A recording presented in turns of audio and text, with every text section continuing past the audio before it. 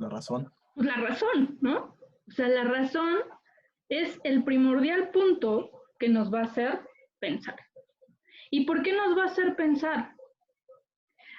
¿Alguien se acuerda cuál es la mágica frase que a veces está muy mal dicha de Descartes? Pienso, luego existo. Ok.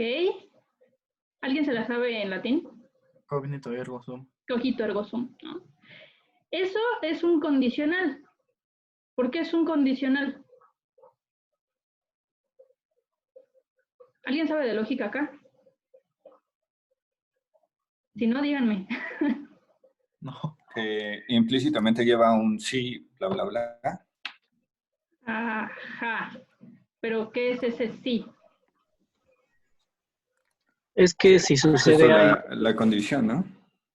Ajá, la condición de que, supongamos que le están enseñando a un niño de primaria, necesito de su ayuda. Condición de posibilidad. ¿De qué? De si existe. O sea, la condición para existir es que tienes que pensar, ¿no? ¿Ok? Sí, ¿no? O sea, si yo no existo, No puedes ¿por qué pensar. qué? Porque en principio no estoy pensando, ¿no? Hay un error ahí enorme que después se los haré saber, pero no por ahora, ¿no? Los dejaré en ese pensamiento del cogito ergo sum. Pero en efecto, sí, es un condicional, ¿no? Si pienso, entonces, luego existo. Lina, ¿querías decir algo? No, estaba pensando en lo de, se me olvidó, idea simple, perdón, pues estaba como en eso, idea simple, universal, pues que aplica a todo. Pues para la frase, o sea que por eso es un condicional, ¿cierto? Ok, creo entender para dónde vas. Ok. Sí, de hecho vienen pues de ahí las ideas innatas, ¿no? Y todas las ideas que genera Descartes. Pero me voy a saltar esa parte un poco. Bueno, pues Kant lo que dice es, bueno, tenemos un condicional que es cogito ergo sum, pero resulta que parece que el pensar no se hace por sí mismo, porque aparte hay un gran problema, ¿no? Con los racionalistas, y es el problema del cuerpo. ¿Por qué hay un problema con el cuerpo? Bueno, porque se vuelven solipsistas, ¿no? Parece que toda mente es un yo, una carga de un yo, y lo demás ni siquiera existe.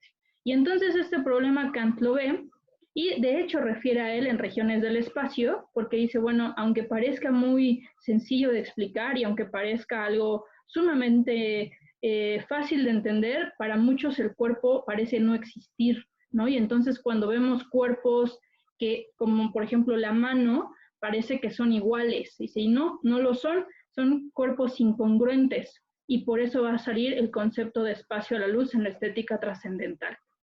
¿Por qué?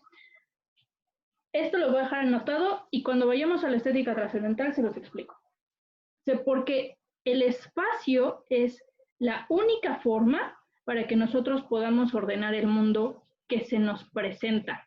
No estoy metiendo ahorita todavía conceptos que está utilizando Kant en la crítica de la razón pura. O sea, vamos despacio, ¿no? Y entonces, bueno, regresamos al prólogo, y en el prólogo hace una cosa increíble, ¿no? Porque dice, el campo de batalla de estas disputas sin fin se llama metafísica. ¿Cuáles son estas disputas? Bueno, que quieren basar los fundamentos en principios empiristas. ¿Cómo puedo yo hacer eso? ¿Se acuerdan cuáles son los problemas del empirismo? O, en todo caso, los fundamentos del empirismo. Pues uno de los problemas del empirismo es que no puede justificar la objetividad de la ciencia. ¿Por qué? Más bien, ¿por qué? Por como entienden prácticamente la experiencia, si la experiencia siempre es contingente, nunca va a ser posible definir algo como universal o como necesario, como lo explica prácticamente el racionalismo, pero si uno se va por el lado del racionalismo, tiende a tender al dogmatismo. Y es el problema que encuentra Kant, ¿no?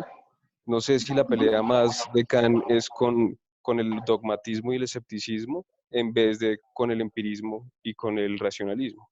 De hecho son ambos, ¿no? De hecho por eso la crítica, muy bien Néstor, gracias. De hecho son ambos, ¿no? Porque un tanto es responder las grandes disputas y las grandes preguntas que están dejando estos dos ámbitos, ¿no? Y entonces estos ámbitos lo que hacen, básicamente, es ver cuáles son los problemas de la experiencia, del empirismo, y ver cuáles son los problemas del racionalismo. En el caso del empirismo tenemos dos, ¿no? El problema de la causalidad, causa-efecto, y ¿cuál sería el otro problema? Se los acabo de decir. Pues el escepticismo, ¿no? Y en el caso del racionalismo, básicamente, es el solipsismo. ¿Y cómo es, si es que llegaron toda la parte de Descartes, cómo es que el cuerpo se une con la mente? ¿Se acuerdan cómo lo une Descartes? ¿No?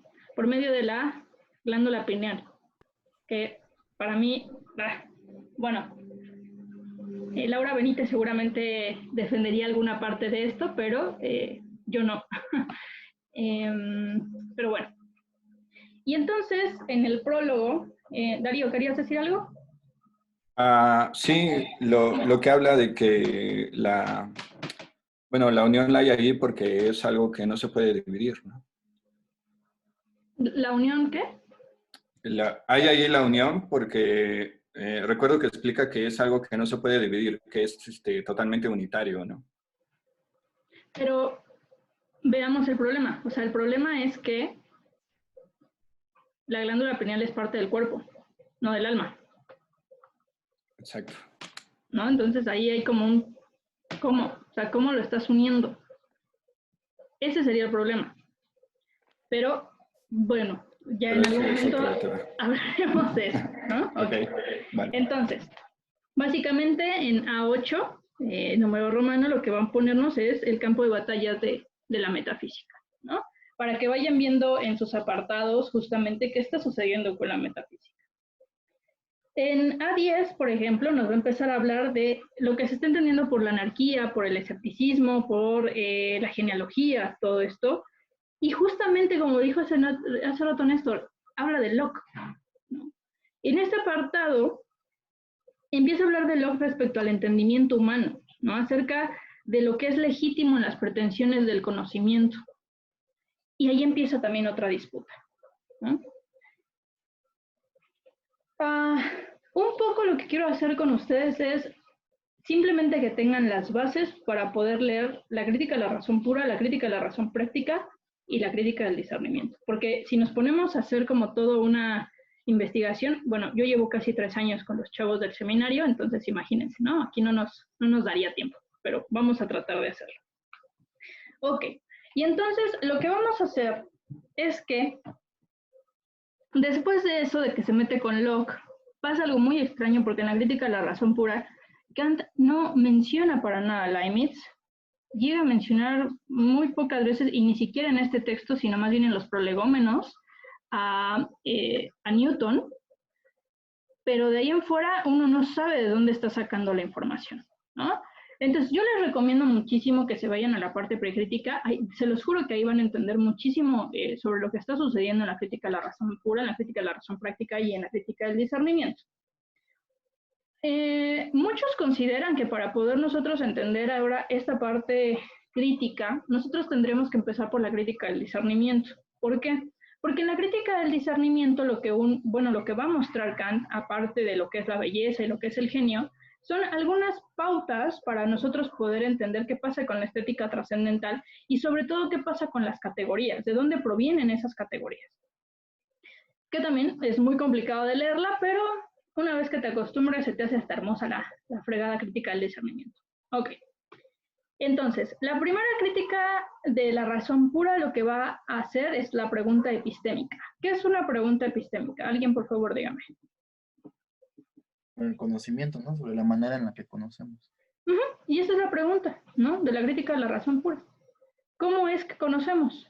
Pero lo que viene más fuerte, y es por eso que es de la época moderna, ¿cómo es que conocemos de manera universal y necesaria? Y entonces Kant va a decir, ok, hay una forma de hacerlo, y lanza la crítica de la razón pura. En inicio, la estética trascendental irá con la deducción trascendental, la lógica trascendental, la analítica de los conceptos, los prolegómenos, ¿De qué va la estética trascendental? ¿Alguien sabe?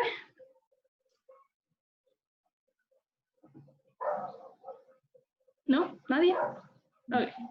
La estética trascendental viene de estetos y básicamente va a hablar de la sensibilidad. ¿A qué sensibilidad refiere? Y va a hablar de la intuición. ¿A qué intuición refiere? Ok. La estética trascendental va a referir a dos intuiciones. Y no son las intuiciones empiristas, aguas. De hecho, cambia el concepto de intuición. Y lo pone como son dos intuiciones puras. Estas dos intuiciones puras son Espacio y tiempo. espacio y tiempo, ¿no? Espacio y tiempo, ¿cómo? ¿De qué manera? Trascendental. Porque hay un espacio y un tiempo metafísico, pero eso solamente son las explicaciones de lo que no va a ser el espacio y el tiempo. Espacio y Yo tiempo... tengo una pregunta ahí, qué pena. Sí, dime. No entiendo cuando dices que son dos intuiciones. Yo entiendo o he entendido que es una sola intuición configurada espacio-temporalmente. Si evidentemente Kant trata de explicar los dos matices que tiene la intuición, que es espacio y tiempo, no sé si estoy equivocado entendiéndolo de esa manera. Ok. Como tal, Kant te habla de dos intuiciones, no te habla de una intuición partida, porque necesita explicar ambas. Y te voy a hacer una muy pequeña corrección, que casi a todo el mundo se la hago porque no quiero que se vayan con ello. Kant nunca va a hablar de espacialidad ni de temporalidad. Esos conceptos en Kant no existen. ¿Por qué? A ver. Espacio y tiempo en Kant, como intuiciones puras de la sensibilidad, te van a servir para ordenar. ¿Por qué no puede ser una?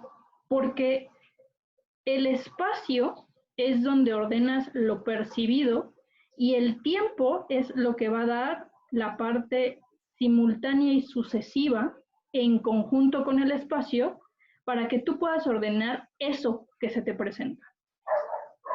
Cuando alguien habla de espacialidad y temporalidad, está hablando de tiempos no lineales. Es decir, voy a poner un ejemplo tal vez un poco tonto, pero sirve bastante. Cuando tú explicas tu vida, ¿lo haces desde el espacio y tiempo lineal o lo haces desde una espacialidad y una temporalidad? A ver, te dejo esa pregunta, Néstor. Si alguien más la quiere contestar, está bien, ¿eh? Es decir, cuando yo pienso sobre mi vida, Ajá. yo la pienso desde una espacialidad o una temporalidad, o ¿de qué otra manera? O desde un espacio y un tiempo trascendental, o sea, un espacio y un tiempo a la manera de ordenar todo de manera lineal. Okay. No, pues de la segunda manera, porque uno siempre sabe que nació en tal año y sabe que a partir de tal año sucedieron unas cosas y antes de ese año sucedieron otros espacios, no sé. Pero sucede algo muy chistoso, porque cuando nosotros hablamos de temporalidad y espacialidad, realmente nosotros no nos acordamos de todo. O sea, es como si yo te dijera, ¿te acuerdas de cuando estabas en la panza de tu mamá? Pues habrá gente que sí, no, o sea, no lo sé, ¿no? No, pasa que no. Y entonces vas cortando espacios y vas cortando tiempos y los comienzas a hacer no lineales. Y entonces la parte euclidiana, que es a la que quería seguir Kant, se cae. Pero no quería llegar a ese punto porque amo mucho a Kant, pero pues sí, ¿no? En esta parte no hay todavía como una buena defensa. Hay alguien que trató de hacer como como una buena respuesta a esto, y es Heidegger, pero no me voy a meter ahorita en eso, tal vez más adelante. Pero la respuesta es, ¿son dos intuiciones puras? Sí. Espacio y tiempo. No los confundan con espacialidad y temporalidad. Si alguien escuchan que haga eso, le pueden decir, no, eso no existe en Kant, y te lo demuestro en la crítica a la razón pura, y te lo demuestro también en los precríticos. ¿Cuál es la diferencia? Espero te haya contestado, Néstor. Y si no, dime y lo volvemos a platicar. ¿Cuál es la diferencia entre el espacio trascendental y el espacio metafísico? ¿Alguien sabe? ¿No? ¿Nadie? El espacio trascendental es el de la metafísica y el espacio... no, mentiras, qué pena. El espacio trascendental es el del sujeto, no sé, el que va relacionado con la percepción, o bueno, no, estoy confundido. Ok, No muy sé bien. sí, Está bien, está bien, está bien. Y voy a ir atrás. Kant en la introducción, junto con el prólogo, hace dos palabras clave. Trascendental, que es condición de posibilidad de todo nuestro conocimiento. Metafísica, que fue la que les acabo de dar, que está en A8. Y en B5, me parece. Ahorita se los pongo bien.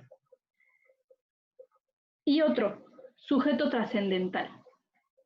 ¿Qué es el sujeto trascendental? ¿Qué está entendiendo por sujeto trascendental? Sujeto trascendental son varios individuos, que en este caso somos todos los individuos en un universal, que tendremos las mismas condiciones de posibilidad para conocer. Es decir, todos conocemos de la misma manera, bajo la misma estructura.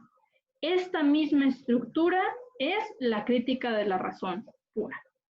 A esto mucho más adelante, y algunos contemporáneos y algunas personas que leen a Kant lo llamarán estructuralismo y esquematismo trascendental. ¿Cómo es este esquematismo trascendental? Bueno, en principio, y aunque se dan de manera inmediata, está espacio y tiempo como tu primera síntesis, aunque no la llamaré así de esa forma, vendrán lo que serían tus categorías y la parte más importante que tampoco nadie lee es la parte de la imaginación trascendental. Si nosotros no tuviésemos esta estructura, entonces caeríamos en un problema porque no todos sabríamos conocer, o más bien no todos podríamos conocer de la misma manera. Se le presenta a Kant un gran problema porque, bueno, parece que en efecto todos conocemos de la misma manera, pero no todos actuamos de la misma manera y no todos tenemos el sentido estético de la misma manera. Pero esos son temas para las siguientes dos críticas. Pero se las voy haciendo de una vez para que vean de dónde parten. Entonces, la diferencia entre estética trascendental y estética metafísica es, o dogmática yo la llamaría más. La parte del espacio metafísico es un espacio a lo que muchos han llamado espacio empirista, donde yo no sé qué pasa, donde todo está en desorden, donde nos han metido muchísimas preguntas, como por ejemplo es el caso de las causalidades, de la probabilidad, del solipsismo, y lo mismo pasará con el tiempo. Hay muchas más cosas dentro, pero igual, no lo voy a hacer como muy explícito ahorita. Espacio trascendental es la condición de posibilidad en el cual se nos presenta eso, así lo voy a llamar ahorita, eso, y nos permite ordenarlo. Lo mismo sucederá con el tiempo. La diferencia es que uno se da de manera simultánea y el otro se da de manera sucesiva, pero siempre de manera lineal. Hasta aquí, ¿alguna pregunta? Sí, Dime, Néstor. pues no entendí. O sea, cuando ya tú hablas de la simultaneidad y la de lo sucesivo, Ujú. no entiendo cómo una puede coincidir con la trascendental y con la espacialidad metafísica. No veo esa asociación. No, es que no la hay. Y Ah, vuelvo, no es pues espacialidad. entonces no entendí correctamente. Ok, lo que Kant quiere hacer es el espacio en su sentido metafísico o en su sentido dogmático tiene muchos problemas. Por ejemplo, vamos al caso de la causalidad empirista. El caso de la causalidad empirista es, yo en el espacio veo de manera continua ciertos objetos que se repiten. Tengamos el caso del pato. Tengo un pato y lo veo todos los días y los demás que vea que se parezcan a un pato son patos. Y de repente tengo un pato negro. ¿Es pato o no es pato? Sí, ¿no? Sí, Pero pero negro. No, porque yo les he dicho que todos los patos son blancos. Sí. Mi primera condición es que sean blancos. El pato negro no es pato. ¿Quién sabe qué es? Pero pato no es. Y entonces, bueno, actualmente ves que es por contexto, es que sí puede ser pato, es que no. En ese momento no, porque estás ordenando todo lo que se te presenta. Y entonces, si tú ordenas eso y ves que el pato es negro, no puede ser pato. ¿Uh-huh? Ya sé que les han comentado como, es que ya es súper bien entendido el problema de la causalidad y el problema de la probabilidad. La neta es que casi nadie lo entiende, pero voy a tratar de hacerlo, ¿no? Entonces, imagínate que tú estás en un espacio metafísico. El espacio metafísico, digamos, es el espacio externo. El espacio trascendental es el espacio interno. Pero el espacio interno, trascendental, como tu condición de posibilidad, tú como sujeto trascendental, necesita del espacio externo. Pero el espacio externo no es la condición para que tú puedas ordenar. ¿Cuál es el que necesitas para ordenar lo que se te viene desde el espacio externo? El trascendental. El interno. Ujú. Hay muchas cosas para ordenar. Dime, Néstor, dime. Pero sí, ahí también es una pregunta que me ha comido la cabeza varios tiempo porque es una pregunta que hace Claudia Jauregui en un texto que ya había citado antes, en sentido interno y subjetividad, y ella hace la pregunta y creo que está guiada también por el texto de Strawson, en donde ella dice, ¿cómo le adviene la espacialidad al sentido interno? Si todo lo que está dentro del sentido interno está o se ordena a través del tiempo. ¿Cómo puedo tener algo espacial? Y eso tú me lo estás aclarando, pero digamos que no de una manera completa, porque si tú me dices que la forma de ordenar internamente es sucesiva, ¿cierto? Pero el aparecer de las cosas se nos da a través de una forma simultánea, ¿cómo Ya puedo sé. hallar lo simultáneo en lo interno? ¿Sí me hago entender? Sí, ok.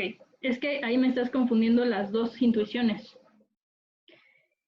Ok. Por algo no me gusta tanto Strawson, pero va. Cuando ellos están hablando de espacialidad, y en algún momento alguien como Roberto Torretti se los dijo, es que no están entendiendo el espacio. Kant dice, yo te estoy poniendo las estructuras de cómo es que conocemos. Espacio y tiempo se necesitan una a la otra. Te las estoy poniendo como estructuras, como separadas, para que haya un entendimiento de ellas, pero no están separadas. Y por eso viene tu pregunta. Bueno, o sea, ¿cómo? ¿Se me presentan de manera sucesiva y también se me presentan de manera simultánea en el espacio? No, es que se te presentan de inmediato en ambas. Y justo de ahí viene el problema de los siguientes conceptos. Voy a tratar de explicarlo con esos conceptos, a ver si se entiende un poco mejor. Hay 5 conceptos en Kant que muchos solamente lo ponen como objeto o fenómeno.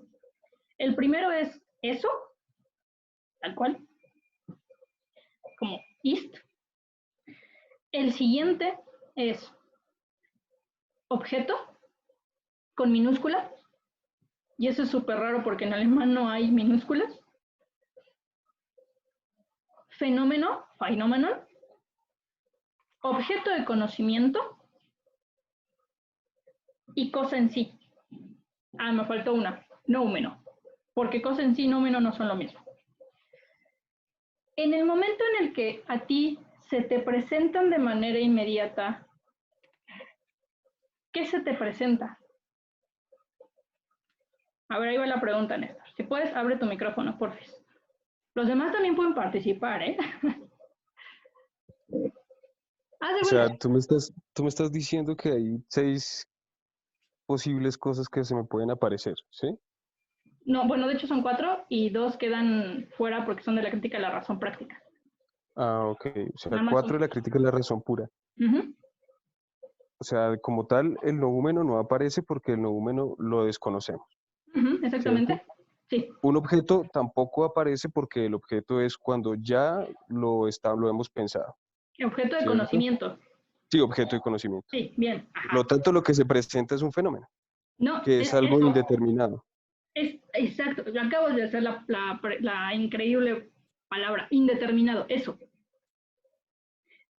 En el momento en el que yo les pongo siempre un ejemplo a mis alumnos, te pega algo. ¿Supiste qué te pegó? Pues yo no sé si la pregunta es qué me pegó o no sé, yo, yo he hecho ese mismo ejemplo, pero al contrario, no es saber qué te pegó, sino saber qué sentiste, ¿sí? Van de la Al mano. reflexionar sobre lo que tú sentiste es Ujú. cuando piensas qué te pegó. Ok, vale, vamos a seguir esa misma línea. Si yo te preguntas, ¿qué te pegó? Lo sentiste en la cara, ¿no? Supongamos. De inicio, de inmediato, no sabes qué te pegó. Hay algo indeterminado que te pegó. Tal vez, pero obviamente no lo hacemos, si sentimos algo redondo y dices, carajo, me pegó tal vez un balón. Tal vez, ¿no? Sería ese objeto. Cuando pasa a fenómeno, en efecto es cuando lo ordenaste, pero todavía no sabes qué es. Y todavía no sabes qué es. ¿Por qué? Porque necesitas de otra cosa, necesitas que sea parte del entendimiento, y esas son las estructuras. Pero me estoy yendo muy rápido. Pero de inicio, para que tú puedas ordenar eso que te pegó, necesitas en primera instancia de 2 intuiciones, espacio y tiempo. Porque si no, no podrías ordenarlas. Kant lo dice muy bonito, creo yo. El mundo es un caos y lo percibes de manera ordenada, pero es gracias a esas intuiciones. Por eso necesitas de ambas, no las puedes separar, porque si separaras tiempo y espacio trascendental del sujeto trascendental, no habría posibilidad de que tú ordenases eso y el mundo se te seguiría presentando de manera desordenada. Y de hecho, de ahí vendrá el problema de la representación, que más adelante veremos. Yo creo que, Respondiendo a tu pregunta, sí, claro, no, yo creo que ahí termino, si no, esto se alarga y mejor no. si quieres, después la podemos debatir bastante, porque sí, es un tema bastante largo y me agrada. Muchas gracias, Néstor. Gracias. Ok, entonces, ¿alguien más? ¿Alguna otra duda? Que voy a entrar a lo fuerte y pesado. Dudas, por favor. ¿Nadie? Estoy segura que si les hago un examen ahorita nadie lo pasa, pero está bien. Voy a creerles. Entonces, volvamos. Trascendental es condición de posibilidad para que el sujeto trascendental conozca. Sujeto trascendental lo estamos entendiendo como todos los individuos que son capaces de entender y conocer. Otro punto aquí importante, Kant jamás va a hablar de comprensión. La comprensión se da hasta siglo XIX-XX, y no nos podemos meter con ese término con Kant. Es entender, pensar, conocer. Y ya. Okay. Entonces, después de la estética trascendental nos va a hablar de las intuiciones puras como condiciones de posibilidad que nos permiten ordenar el mundo y que nos permitirán pasar a la siguiente formulación con base en las categorías. ¿Cuáles son estas categorías? ¿Alguien se las sabe? No son las categorías aristotélicas, porque muchos lo creen, pero no son. ¿Alguien que no sea Néstor, por favor? Porque estoy segura que Néstor se la sabe. ¿Nadie? Ok. Se me olvidó preguntarles, si alguien puede contestarme y antes de seguir. ¿Son de filosofía? ¿De qué carrera son? Igual le estoy hablando a... No sé. ¿De qué carrera son? Si alguien me puede decir, se las voy a agradecer. Disculpa, lo que estás pidiendo es lo que viene en lógica trascendental. Yes. Sí, Uriel. Pues creo que son 4, ¿no? Ajá. Creo que era cantidad. Ah, era cualidad, ok. relación, modalidad y la cantidad de los juicios. Ok. Y dentro de esas hay varias, ¿no? Sí. ¿Alguien recuerda cuáles son? En la cantidad de juicios son los universales, los particulares y los singulares. Ok. En las cualidades son los afirmativos, los negativos y los infinitos. Ok. En las de relación son los categóricos, los hipotéticos y los disyuntivos. Ajá. Y de modalidad son los problemáticos, los asertóticos y apodícticos. Bien. ¿Para qué sirven estas cosas? Pero antes de eso, porfa, díganme de qué carrera son. O sea, si son de filo, si son de... ¿De qué son? Que igual y les estoy hablando y no... Y tendría que haber empezado desde ahí. ¿De qué carrera son? A ver, Rafa, ayúdame, ¿de qué carrera eres? O si no son de ninguna carrera, no importa, pero díganme. Bueno, yo sí estoy en filos, pero estoy apenas en el segundo semestre. Ok, ¿en dónde estás estudiando? Filosofía y Letras de la UNAM en CEU. Ah, entonces igual ibas a ser por ahí mi alumno. Ok. Ojalá. Ok. Espero que sí. Vale. Darío, ¿de dónde eres? Ingeniería, pero yo voy en segundo semestre de filos. Te he visto con Sonia. Ay, es buenísima. Disfrútala mucho. Sí, es muy buena profesora. Ajá. Va, que va. Muchas gracias, Darío. Néstor. Yo también soy de filosofía. Ya terminé materias y estoy ya hace rato, como año y pico, tratando de hacer la monografía. Si en algo te puedo ayudar, dime, sin mayor inconveniente. Gracias. Estoy siendo muy feliz leyendo las tesis de varios. Vale, muchas gracias, Néstor. Liz, si es que nos escuchas y puedes hablar con nosotros. Creo que no. Creo que Liz está alejado de nosotros. Ok, a ver si ahorita puede. Eduardo Magaña. Sí, yo también soy de fil, es como octavo, más o menos. Ok. Ay, casi no te escuchamos. Ok, vale, pero también eres de filo. Bueno, Gaby la presento, pero es compañera mía de casi el doctorado. Estamos siendo muy felices haciendo estas cosas. Pero Gaby, preséntate. Hola, yo estudié filosofía en la UP, después fui compañera de SOF durante la maestría en filosofía de la ciencia y ahorita pues doy clase en la UP y en la NAWAC a nivel licenciatura de lógica, teoría del conocimiento y de algo así como antropología filosófica. Esa materia es un poco rara, pero es más o menos esto. Hazlos felices, está bien. Gracias, Gaby. Vale, Leonardo. Yo soy de antropología social en la UAM. Ok. Apenas estoy en segundo trimestre. Uy, te vas a enfrentar a Kant en algún momento. Está bien, está bien. Muchas Y gracias. tomo también un seminario, bueno, un diplomado en una página que se llama Centros de Estudios Filosóficos, Sí. o de Kant. Ok, ok. Vale. Si te puedo ayudar en algo, por favor, escríbeme. Con mucho gusto. Gracias. Itzcoatl. Creo que sí lo pronuncié bien. Creo que tampoco nos oye. Vale. Fabián. Tampoco. Dios. Ah, ok. Skull dice que está en la facultad de la UNAM, estoy en cuarto semestre. Fabián es arqueólogo. ¡Ay, qué chido! ¡Qué chido, qué chido! Igual y a Itzcoatl y a Rafael los andaré viendo en la facultad. Ok. Flora Lucía, si es que lo pronuncié bien. Si lo quieren escribir está bien, ¿eh? No tengo inconveniente. Es que necesito saber de dónde son. Ok, hola. Hola, hola. ¿De dónde eres?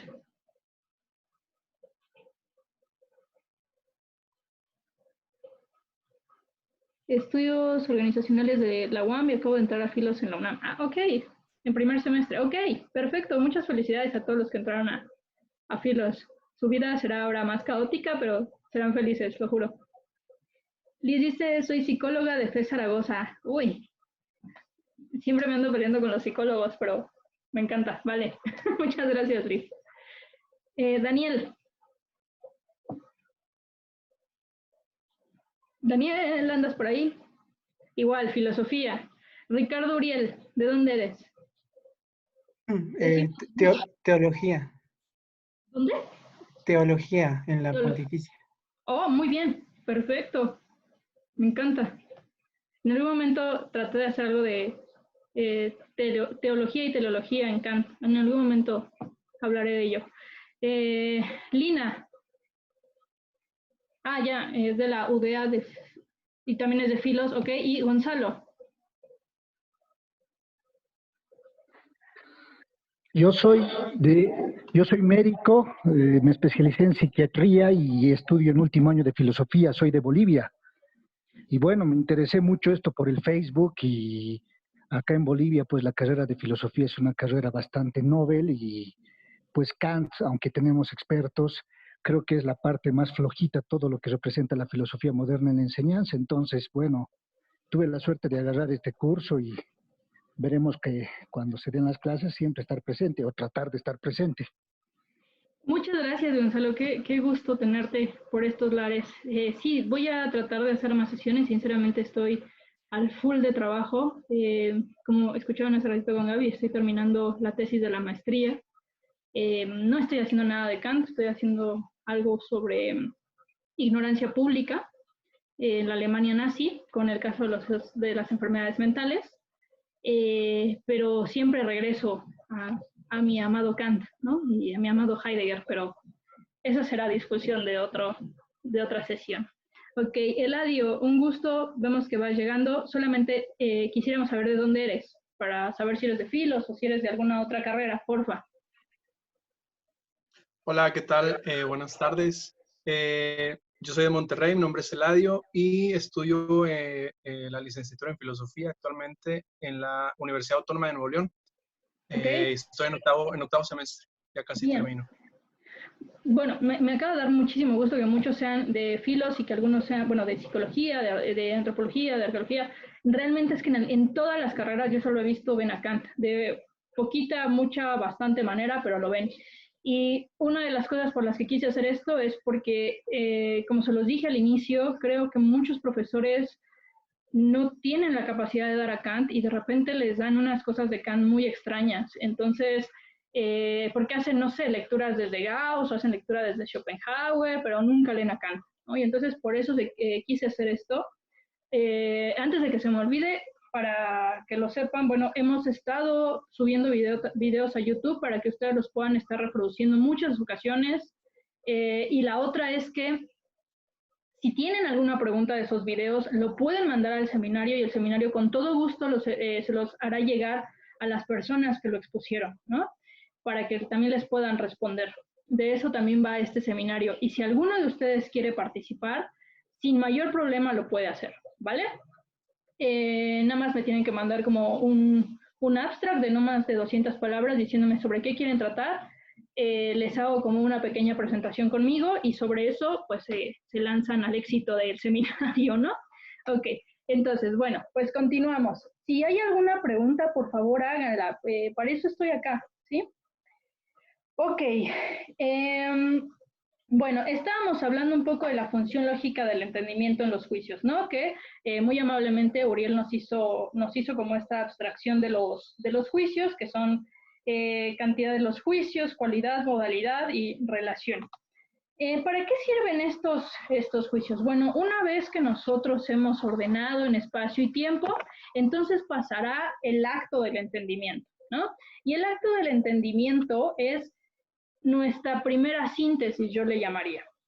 Aunque para Kant es la segunda, pero sería nuestra primera síntesis, porque eso que ya se nos ordenó en el espacio y tiempo, entonces pasará por las categorías de manera, todo esto es de manera inmediata, recuérdenlo, solamente que Kant lo está exponiendo como si fuera una estructura para que nosotros lo pudiésemos entender. Entonces, pasa por esta función lógica de los juicios, y lo que va a suceder con esta función lógica de los juicios es que entonces, ahora sí, tendremos un concepto, ¿no? Que en este caso pasará a ser objeto de conocimiento. ¿Por qué? Porque, ¿qué es un concepto? Antes de que pase a ello, ¿qué es un concepto? Si alguien me puede decir, lo puede escribir, se los agradeceré. ¿Alguien sabe qué es un concepto?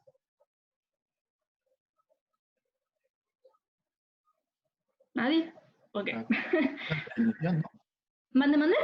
Una construcción de definición de algo. Sí, bueno, digamos, es la parte semántica de un objeto, ¿no? El significado de un objeto. Como tal, a veces no podemos hablar de definición, porque una definición es cuando hablamos de algo es algo ontológico, y no me voy a meter en ese proceso. Solamente, digamos que describes el objeto. Es un significado, es la semántica del objeto. Para quienes estén interesados, esto después lo verá Saussure, lo verá muchos analíticos como el positivismo lógico. Viene bastante problema acerca de la conceptualización, ¿no? De los conceptos. Ok, entonces, por ejemplo, en A70B95, que es donde ustedes podrán encontrar esta función lógica del entendimiento en los juicios, nos dice: si hacemos abstracción en general de todo contenido de un juicio y solo atendemos en él a la mera forma intelectual, encontramos que la función del pensar, esto es bien importante, la función del pensar, en él puede ponerse bajo 4 rúbricas, cada una de las cuales contiene bajo sí 3 momentos. Puede representárselos convenientemente en la siguiente tabla, ¿no? Entonces tenemos esta tabla y supongamos, ¿no? Para ello, y me voy a regresar, pero necesitaba esta tabla, para ello Kant nos va a pedir, Daniel Encinas pone una expresión de conocimiento. Híjole, no sé si lo llamaría expresión, pero sí tiene que ver con el conocimiento. Ahorita aclaro esa parte, vale. Entonces, para llegar a esta parte de los juicios, Kant nos va a pedir que tengamos algunos tipos de enunciados. ¿Alguien sabe cuáles son estos enunciados? ¿Cómo es que hacemos enunciados? ¿De qué manera? Los llama juicios, de hecho, y por eso les decía que no debería de llamarse crítica del juicio. Pero, ¿qué juicios es a los que refiere Kant? ¿No es algo de los reflexionantes y los determinantes? ¿O esa es otra cosa? No, esa es otra. ¿Alguien más? Es que esos de determinantes y reflexionantes tienen que ver con la crítica de la razón práctica y con la crítica del discernimiento. ¿Alguien más? Los juicios sintéticos a priori. Y antes de esos están los juicios analíticos y los juicios sintéticos. No. Vientos. Sí, los juicios analíticos y los juicios sintéticos. ¿Alguien sabe de dónde provienen estos juicios? Vamos a meternos un poco con la historia de Kant. ¿Alguien sabe? ¿No? Ok. Bueno, cuando estamos... No sé, de la matemática, la geometría, de allá. Vienen, estoy perdida. Ok, no, esos son ejemplos que pone, pero no. Estos juicios analíticos y sintéticos vienen de Leibniz, cuando está hablando de verdades de hecho y verdad de razón suficiente. Pueden darle ahí una ojeada a la monadología, a la teodicea. Es que no tengo acá mi apunte, pero hay varios, ¿no? De hecho, me parece que Aldo subió el texto, mi texto de la licenciatura, ahí vienen a qué tipo de verdades se está refiriendo para llegar a estos juicios. Pero bueno, ¿qué es un juicio sintético y qué es un juicio analítico? ¿Alguien sabe? Así, meramente como... Vamos con el más sencillo, analítico. Para Kant, sí. ¿Qué es un juicio analítico? Un juicio analítico es prácticamente un juicio tautológico, un juicio de identidad que refleja prácticamente la identidad del sujeto. Es decir, que A es igual a A, es un ejemplo de un juicio analítico. ¿Sí o más claro? El juicio analítico es más sencillo. No nos da, pues el sintético es el que pues nos da más conocimiento.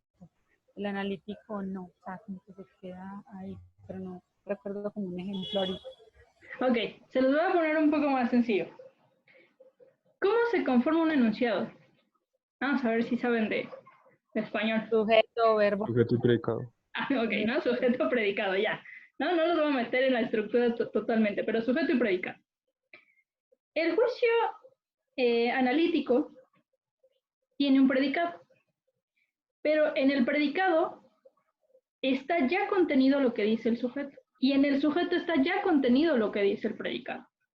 Eso es, no se metan en más broncas, porque para quienes no sepan de lógica y les digas, es algo de identidad, te van a decir, ¿qué? ¿Y eso qué es? ¿No? Entonces, básicamente es eso. En el sujeto está ya implícito el predicado y en el predicado está implícito ya el sujeto. ¿Alguien me puede dar algún ejemplo de ello?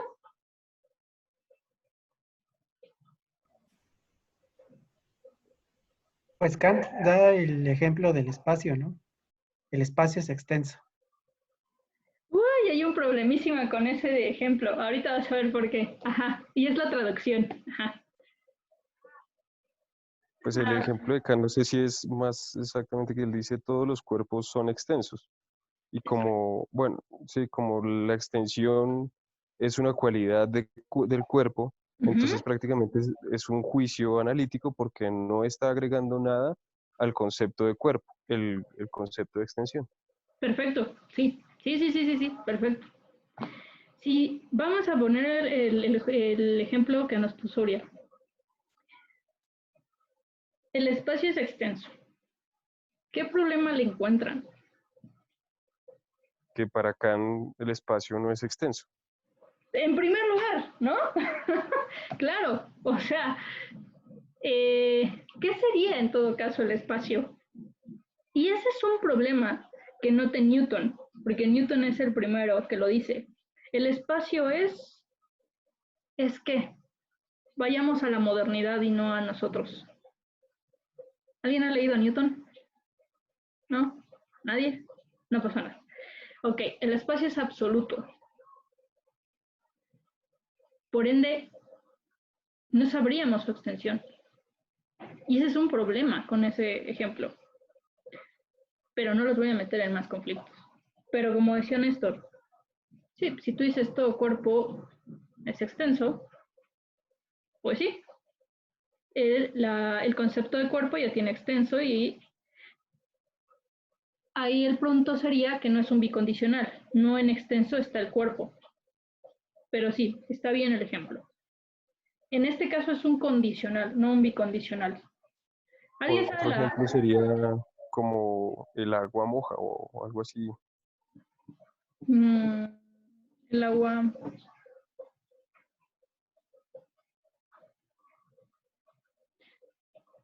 El agua moja, si es agua. Sí, estaría bien. Sí. Bien, entra la parte es más pequeño que el todo. No sé, estaba pensando en eso. Ese sería un sintético y es un problema que tiene que ver con la geometría, pero que parece estar dentro del analítico porque parece que no nos dice nada, pero sí lo hace. Ahorita lo vamos a revisar. ¿Algún otro ejemplo? Bueno, yo me atrevo a pensarlo desde la manera escolástica, Dilo, es dilo. decir, desde la cuididad. Ok. Por ejemplo, los escolásticos manejaban esta parte, ¿no? De decir, el ente posee tal característica. O sea, lo que lo hace ser.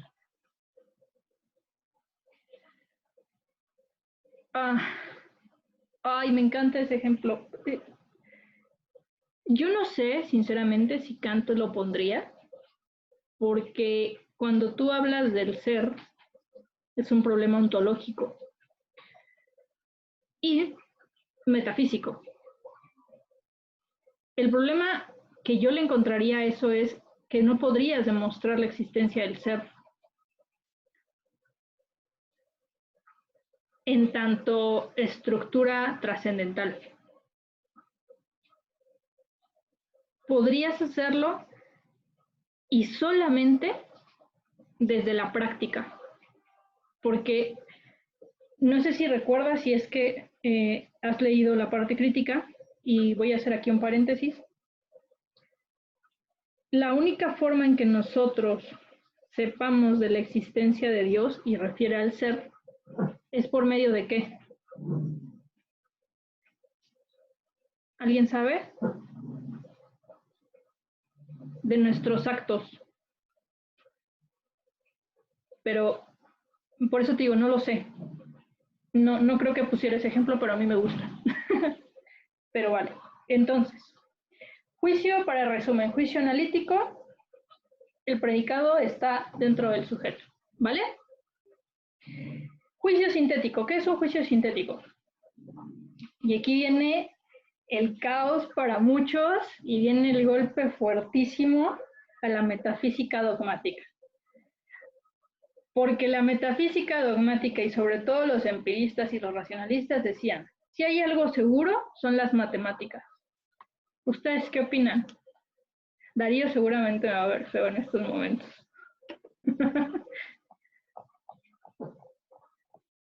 Saca tu ingeniero, vas. No necesariamente. Hay cuestiones incluso en las matemáticas, hay cuestiones de probabilidad, más no certezas. Bien, es algo cierto, ¿no? Es algo cierto, lo diré como entre comillas. ¿Por qué? Porque, bueno, en principio, ¿de qué matemáticas están hablando en este caso con Kant? Pues está hablando de la matemática euclidiana, ¿no? Entonces, obviamente no sabían todavía de las otras matemáticas existentes, y de hecho se hablaba de la matemática, ¿no? Entonces ahí pues haces como el compendio de que solamente es una y solo una. Pero increíblemente, y esto lo pueden encontrar en B14, esto es una introducción a la segunda edición, dice Kant, los juicios matemáticos son todos sintéticos. Esta proposición parece haber escapado hasta ahora a las observaciones de los analistas de la razón humana y hasta ser contraria a todas las sospechas de ellos, aunque es irrefutablemente cierta y muy importante en lo que sigue. Kant hace un ejercicio con ello, ¿no? Hace el ejercicio de 7 más 5 es igual a 12. Y pues parece que si nosotros lo hacemos, pues sabemos de inmediato que 7 más 5 es igual a 12, ¿no? Pero si yo les pongo una operación mucho más grande, no sé, como 1.355.300 no sé qué, no, por 7, a ver, díganme el resultado ahorita, ¿no? O sea, ese es el problema que encuentra Kant, ¿no? Y lo dice, el concepto de 12 en este caso, en modo alguno ya pensado, solo porque yo piense aquella unificación de 7 y 5, y por mucho que yo analice mi concepto de una suma posible tal, no encontraré en él el 12. Es decir, el predicado no está dentro de nuestro sujeto. y nos dará más información. En este caso, 7 más 5 sería nuestro sujeto, 12 sería nuestro predicado, y el 12 es más información de la que el 7 y el 5 me está dando. ¿Quedó claro?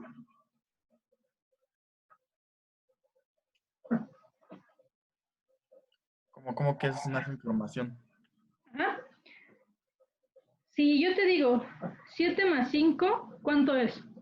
12. Ok.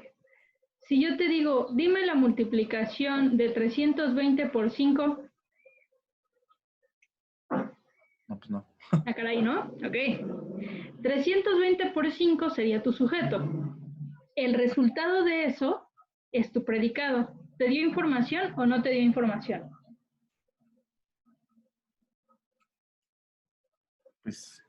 Pues sí, pero no, o sea, como no lo estoy comprendiendo. Ok, vamos. Si yo te dijera 320 por 5, Ajá. el resultado no está contenido ni en el 320 ni en el 5, ¿o sí está contenido? No, porque tendría que ser ya la multiplicación, ¿no? Exacto. Tendrías que tener una multiplicación para yo poderte decir el resultado. Ese resultado es el predicado. Ese predicado te da más información del 320 y del 5. Sí, porque tiene más carácter, ¿no? Bueno, más número. Porque te da información sobre la multiplicación, ¿no? Sí. A eso refiere Kant. Okay. El predicado en el sintético te va a dar información. Y aunque muchos consideren que es analítico, la verdad es que no lo es. Porque no podríamos saber de manera inmediata cuál es el resultado. Bueno, hay genios que sí, pero, o sea, en el punto común de la estructura del sujeto trascendental, no. ¿Sí? ¿Quedó claro, Leonardo? Sí. Ok, vale. Pueden volver a revisarlo, les vuelvo a repetir, B15 y B16, de ahí viene, ¿no? Este ejemplo. Y luego viene el ejemplo justamente de los geómetras, ¿no? Igual en la geometría añades conocimiento, no es que lo sepas per se, no es que lo sepas por sí mismo. Y entonces necesitas añadir conocimiento a ello. Ok. Después de eso vendrá, ahora sí, creo que el coco de muchos, que son los juicios sintéticos a priori. ¿Qué es un juicio sintético a priori? Y antes de eso voy a regresar. ¿Qué es a priori y qué es a posteriori?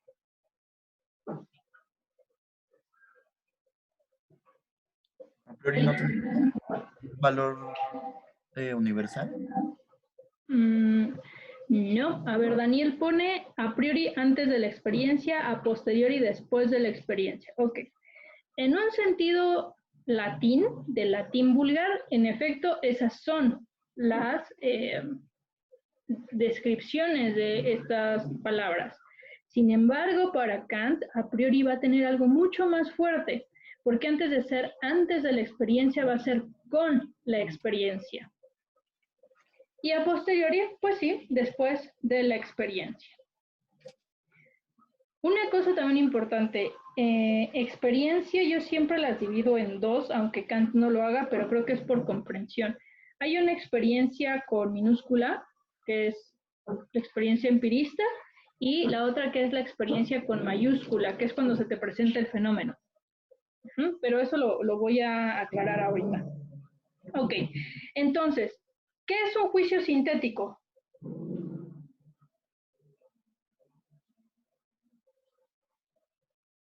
Nadie, se los acabo de decir. Es en el que el predicado no está el sujeto, nos da más información. Pero ok, no es... y entonces, un juicio sintético a priori es información verdadera antes de comprobarla en la experiencia. Está cañón, ¿no? Ya si nos lo ponemos en palabras españolas que entendamos. Dime. Yo tengo una pregunta, pero pues, o sea, no es tan, es más informativa, o sea, Sí, fuera de dale, contexto, dale. perdón. Cuando yo utilizo a priori y a posteriori, siempre en filosofía me refiero a antes de la experiencia y después de la experiencia, o puedo darle, pues hay otros significados y que no necesariamente tiene que ser. No, perdón, me estoy refiriendo al juicio sintético a priori. Siempre tiene que ser antes de la experiencia. Ah, ya entiendo tu pregunta. Ok. Bueno, en principio, si tú en algún ensayo pones a priori y a posteriori, sí, van a referir a lo que puso Daniel, ¿no? Antes de la experiencia y después de la experiencia. Pero si tú estás refiriendo a un texto de Kant, sobre todo la crítica a la razón pura, y pones a priori, tiene que someterse al entender que es con la experiencia. Y eso lo hace al inicio de la estética trascendental. Ahorita lo vamos a ver. Sí, está bien que hagas esa aclaración, porque justamente muchos creen que Kant está hablando de antes de la experiencia y no es así. Pues sí, es muy buena aclaración. Gracias. No, gracias a ti, Lina. Vale. Entonces, un juicio sintético a priori, ¿no? Dice, la ciencia de la naturaleza física, physis, que es naturaleza con mayúscula. ¿Alguien sabe cuál es la diferencia entre naturaleza con minúscula y naturaleza con mayúscula? Porque eso también me interesa que lo sepan. ¿Alguien sabe? ¿No? Ok. Physis, que de hecho es un sustantivo griego, es naturaleza, ¿no? Con mayúscula. Refiere a todo aquello que está en la naturaleza. La constitución de la naturaleza, la esencia, la sustancia. Hay una naturaleza con minúscula que solamente refiere como a naturaleza, es que no quiero que suene tan vulgar, pero la naturaleza como los espacios públicos, no sé, los árboles, el pastito, no sé, ¿no? O sea, y Kant acá está refiriendo a naturaleza con mayúscula, por eso pone physis, ¿no? La palabra de hecho pone física. En alemán es física. Y la palabra en alemán se las voy a poner para que sepan a qué está. ¿Alguien de aquí sabe alemán? Aunque sea poco. Si no, no. ¿Quién lo dijo? Eduardo, Carlos, Darío, ¿sabes alemán? Un poco, sí. Okay, entonces, bueno, ahorita les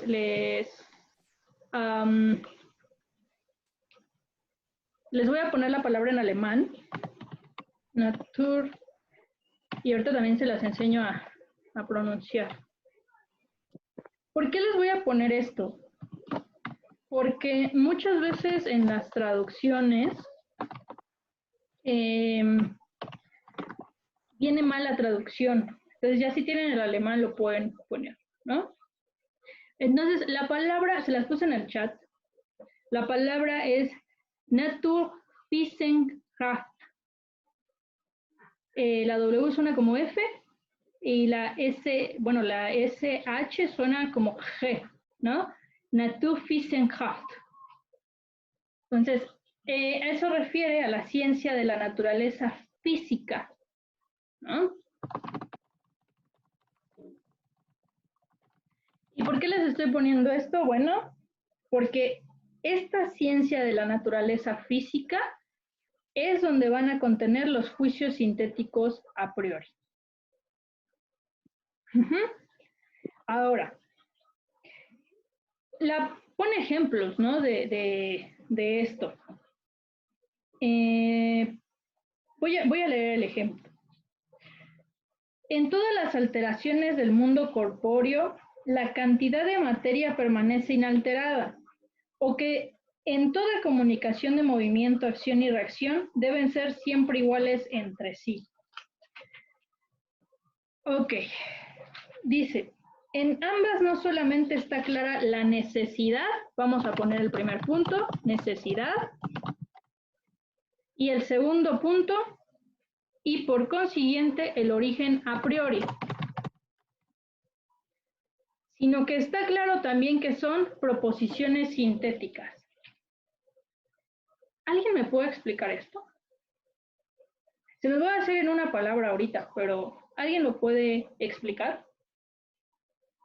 La ciencia de la naturaleza física debe tener necesidad y en principio ser a priori, y por tanto también es sintética. ¿Por qué? Porque me da información sobre ello. ¿Se les ocurre algo respecto a esto? A mí me recuerda lo que estábamos hablando hace poco sobre Newton y sobre el espacio absoluto. Pues ya que Newton entendía el espacio absoluto como una entidad, sí, existente, una cosa, pero pues gigantesca y prácticamente infinita, y Kant lo está entendiendo de la misma manera, pero de una forma ideal.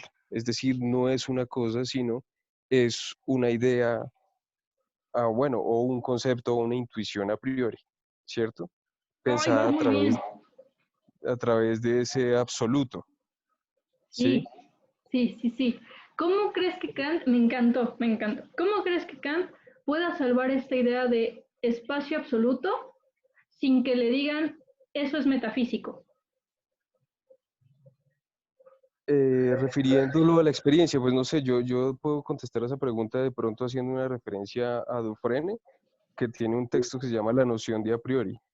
Y él ahí aclara, y él dice que a priori no es una similitud con innato. Es decir, no es que a priori sea como Descartes lo pensaba, o como Luke lo pensaba, o como lo pensaban, sí, la modernidad antes de Kant. Pensaban que prácticamente el sujeto nacía con esas ideas. Bien, sí. La noción de a priori viene a dar a entender que prácticamente todas los conceptos o intuiciones a priori se van estructurando a medida que el sujeto va experimentando en el aparecer de los fenómenos. Bien, sí. Entonces, el a priori puede ser como lo mencionaba la compañera Lina, no sé quién, que a posteriori, después de la experiencia, a priori también puede, más que después de la experiencia, a priori puede ser después de deducir la experiencia o haber pensado la experiencia y haber, como el ejemplo que hace Kant con el espacio. El Kant dice, ¿cómo hago para pensar el concepto de espacio? Entonces él dice, estoy en una habitación, esta habitación está dentro de un edificio, este edificio está dentro de un conjunto cerrado, unas rejas, no sé. Esto está dentro de un barrio, un pueblo, una ciudad, etcétera, etcétera, etcétera, hasta llegar a una idea del espacio absoluto. Ese resultado es lo que nos va a dar a entender que esa habitación que pensamos al principio no puede ser pensada sin tener en cuenta que está dentro de una noción más grande o que necesito, pues como ya ahí me enredé, pero sí. Ibas bien. Te voy a decir Sí. por qué. En efecto, cuando ponemos, muchas gracias, Néstor. En efecto, cuando supongamos que están en un edificio, ¿no? Y es muy conocido este ejemplo del edificio. ¿Qué va a fundamentar el edificio? ¿Cuál es el fundamento del edificio? Y eso es un ejemplo para Descartes. El fundamento, esa esencia, esa sustancia es algo que no va a cambiar. Que les quede bien claro, no va a cambiar. ¿Conocen actualmente algo que no cambie? Como sustancia, como fundamento. Algo que se les ocurra. ¿No? Las columnas, no sé. No, porque las columnas también si tiembla se mueven, ¿no? Lo dice Dios, ok. Vamos a meternos ahorita en un tema bien escabroso, me gusta, pero a ver. Kant se está refiriendo en este punto a las leyes de la naturaleza. ¿Así? Tipo, pues, el principio de no contradicción, ¿no? ¿Mande? ¿Qué tipo podría ser el principio de no contradicción? Sí. Justo viene ese principio de no contradicción con base en lo que está estudiando de Leibniz. Sí. Y un poco tiene que ver también la relación que decía de Néstor con Newton, porque la pelea que están teniendo es que ¿cómo pueden saber que el espacio es absoluto si no hay una ley que se los diga? Y entonces empieza la disputa tremenda, ¿no? Y por eso empiezan los principios de no contradicción, el principio de razón suficiente, o sea, viene como muchísimas cosas más, ¿no? Dios, por ejemplo, en este caso, es que Dios es un tema bien escabroso porque la única forma en que nosotros sepamos de la existencia de Dios es por medio de nuestros actos. Pero eso es para la crítica de la razón práctica. Pero está bien porque ese es uno de los puntos que va a poner para los prolegómenos y todo eso. Darío, ¿querías decir algo? ¿O no? Ok, va. Ok, entonces. Yo tengo una preguntita. Dime, Gonzalo, dime. Me parece muy importante lo que estaban debatiendo los dos compañeros anteriormente con relación a esto de lo a priori. Entonces es justo decir que en realidad como tal no existe un a priori, algo que no provenga de la experiencia, es decir, que todo de alguna manera viene a ser a posteriori, o cómo podemos entender esa discusión que se estaba teniendo acerca del a priori justamente. Ay, es muy buena pregunta. Para Kant, lo voy a contestar desde Kant, ¿va? Porque hay otras opciones como Merleau-Ponty o como otros acerca de la percepción, pero lo voy a hacer desde Kant. Para Kant, el a priori lo puedes entender si solamente hablas de lo empírico, ¿no? De la propia y pura experiencia, ¿no? Y por eso los mete en tantos problemas el empirismo, porque el empirismo no tiene fundamentos desde la propia empiria. O sea, dime, por ejemplo, el fundamento, y voy a volver al tema, el fundamento de la causalidad. O sea, ¿qué fue primero, la gallina o el huevo? No lo sé, ¿no? O sea, de ahí vendría el problema. Y entonces Kant mucho de lo que hace es reformulación de conceptos. Kant lo que hace con el a priori, con lo a priorístico, es que lo va a formar como un no antes de la experiencia, sino con la experiencia. Necesitas de la razón y de la experiencia.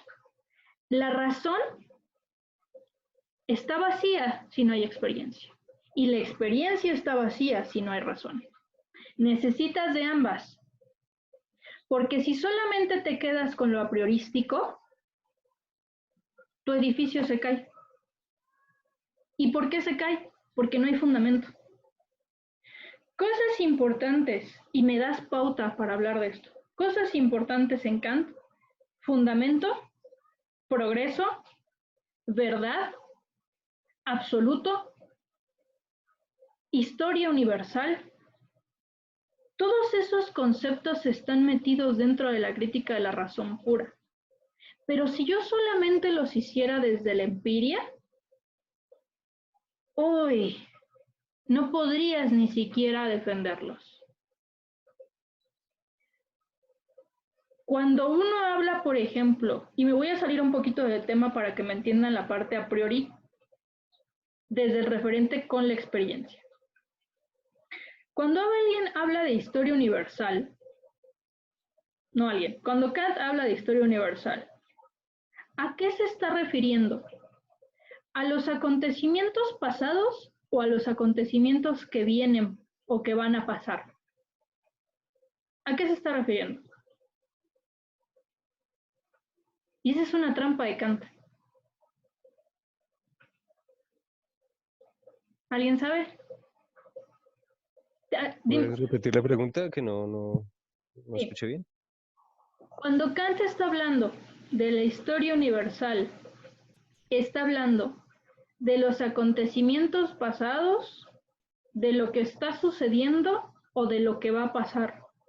Es que posiblemente, pensando en la historia universal en el sentido cosmopolita, pues mete, es como muy tramposo porque puede aparentar desde el momento en el que por ejemplo, está hablando sobre el jacobismo o, por ejemplo, sobre la razón pública y privada, parece que está haciendo como, pues eso mismo, o sea, que está juntando, o sea, hasta, digamos, es consciente de lo que fue anteriormente y esta idea que postula al final de idea universal en el sentido cosmopolita de que hay que ser como estados hermanos, pues es una visión futura, ¿no?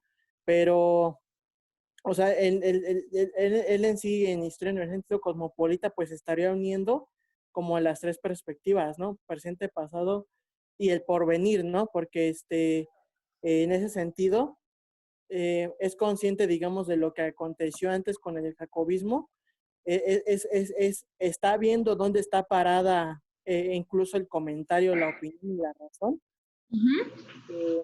Y está viendo, digamos, cómo en todos los textos, cómo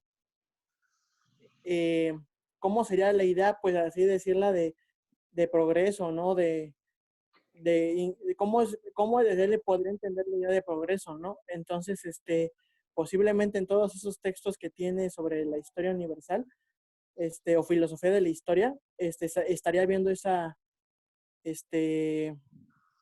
como esa visión, no sé si llamarlo, no lo voy a decir así, pero es como unitaria, pero propiamente es consciente de que cuando está escribiendo ese texto, lo está pensando desde esos tres tiempos, ¿no? Porque se mete con cuestiones del pasado, está viendo la situación actual de Prusia, pero está hablando también de un porvenir de los estados, ¿no? Entonces, es tramposo porque en el sentido de que él maneja una historia universal, digamos, la está viendo como una historia propiamente de la emancipación del sujeto, pero esta idea bueno, al final de cuentas, pues la modernidad ha parado en esa situación, ¿no? Posiblemente en esa teoría, digamos, que ya tiene una crítica de la razón práctica, en donde pues el hombre es libre, pero solamente en pensamiento, ¿no? Y que todas las ideas que nos habían vendido, pues posiblemente no es por ahí. No sé. Gracias, Pablo. Les presento a Pablo. Pablo también ha estado conmigo en varias sesiones ya hace algunos años. Respondiendo y regresando un poco a la pregunta que me hacías, Gonzalo, y como lo decía Pablo, cuando hablas de a priori, y por eso es necesario como que se conozca como la estructura de todo Kant, si te das cuenta lo habla con la experiencia, porque en efecto, cuando habla de historia, es el pasado, el presente y el futuro, pero de manera lineal. Eso es bien importante, es de manera lineal. Porque él cree que con el progreso, con la experiencia, todos vamos a llegar a un punto teleológico, ¿no? A un punto, a un fin. ¿Cuál fin es? No lo sé, pero llegamos a un fin. Pero todo tiene que ir con una síntesis, con la síntesis de lo a priorístico, ¿no? Con la experiencia. Si no hay esta experiencia, no hay forma de que conozcamos. Aquí solamente estamos hablando, o sea, de la crítica de la razón pura estamos hablando del conocimiento, pero si lo llevas, o sea, si lo llevas a otros artículos, a otros ensayos, a otros escritos de Kant, lo ves. Sabes desde dónde está partiendo. ¿Te respondí, Gonzalo? ¿Te respondimos, Paulo y yo? Sí. Ok, va que va. Bueno, entonces haré el resumen, ¿no? El juicio sintético a priori son leyes de la naturaleza que se necesitan, son de manera necesarias y universales y que dan información. Eso es fuerte, ¿no?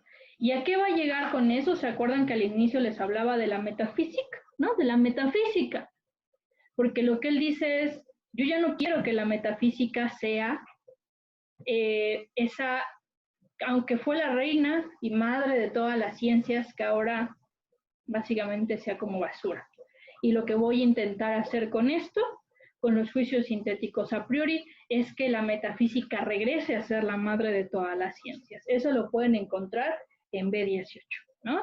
Dice, en la metafísica, aunque se la considere solamente una ciencia que hasta ahora solo ha sido intentada, pero que sin embargo es indispensable en virtud de la naturaleza de la razón humana, tiene que estar contenidos conocimientos sintéticos a priori, porque si no, no avanza la ciencia, ¿no? Si es que queremos ver a la metafísica como ciencia, ¿no?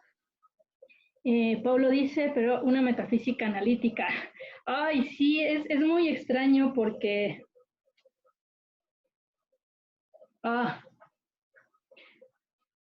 No lo sé, o sea, no lo sé porque en esta parte parece que habla como de una metafísica analítica y en los prolegómenos sí te va a hablar de una metafísica sintética. Entonces, que son, bueno, pues todos los apartados que ha hecho con Eberhard. Ahorita bueno, no, de una vez se los aclaro.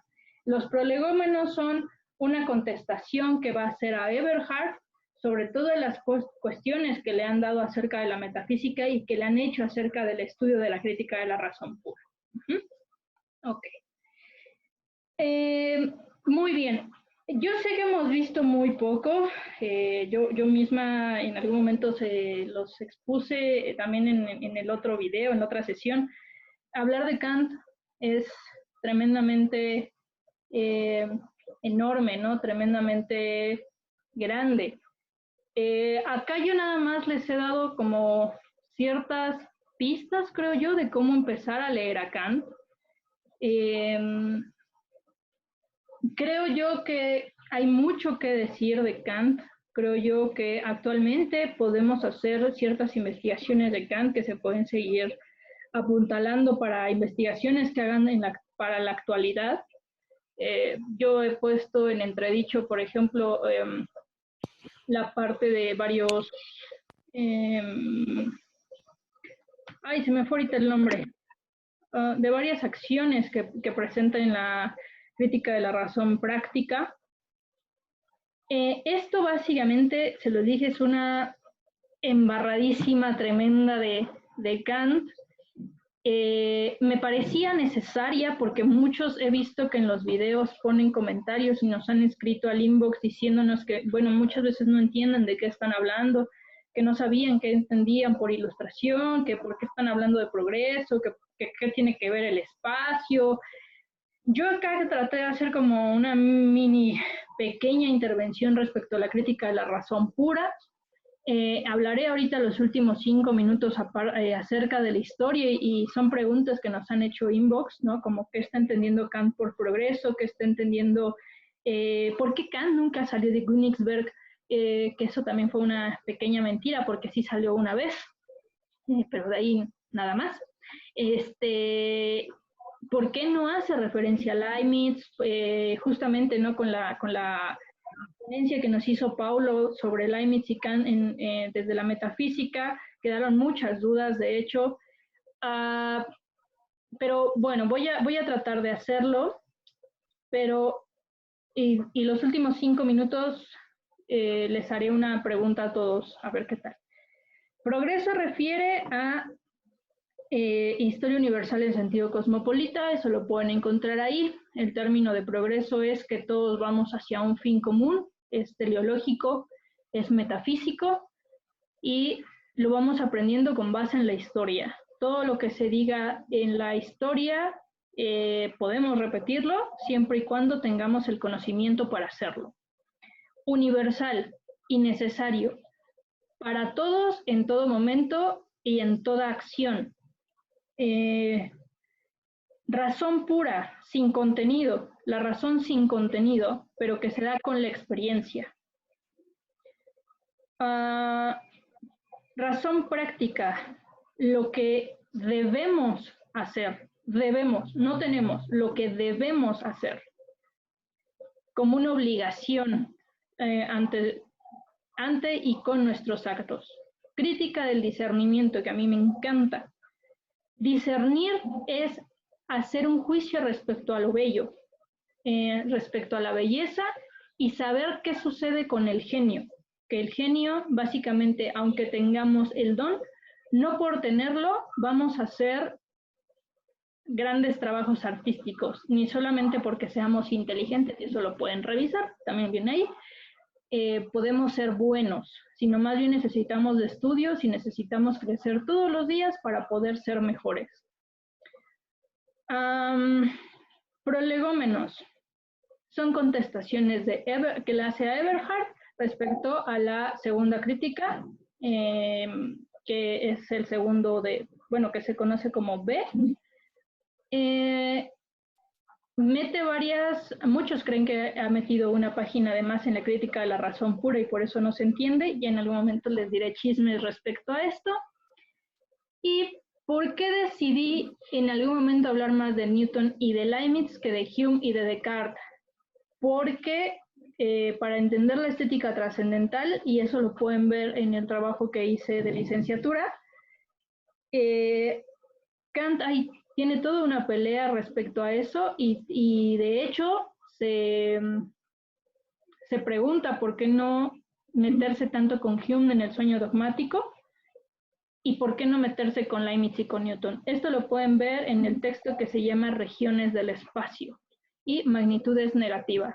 Hay otros textos que igual me parece que están en una carpeta del seminario. ¿En dónde pueden checar tu texto? Ok, pueden entrar a la liga de TesiUNAM, metes mi nombre completo, que es Sofía Alvarado Morales, y ahí vendrá la tesis de licenciatura, que próximamente estará también la de maestría para quien guste. Ok, ¿qué otra pregunta me habían hecho? ¿Tienen alguna pregunta? Y si no, ahorita yo me acuerdo de alguna otra.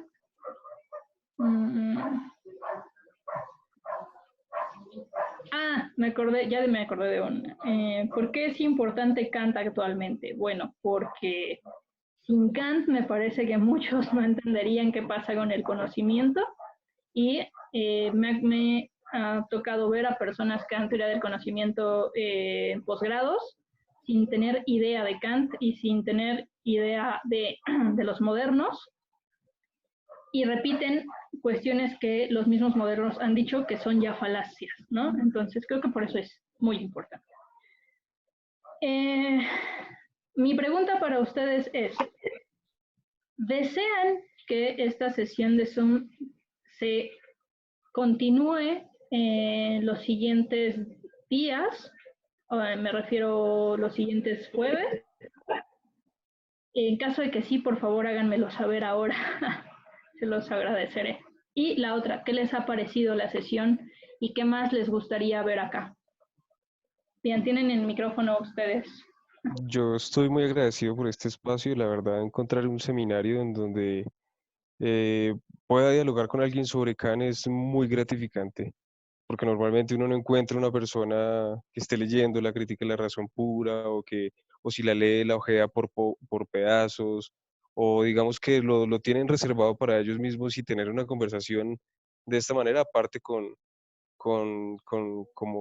encontrar personas en otro país y conocer otras visiones y cómo se ve la filosofía desde otro punto, me parece muy grato este encuentro.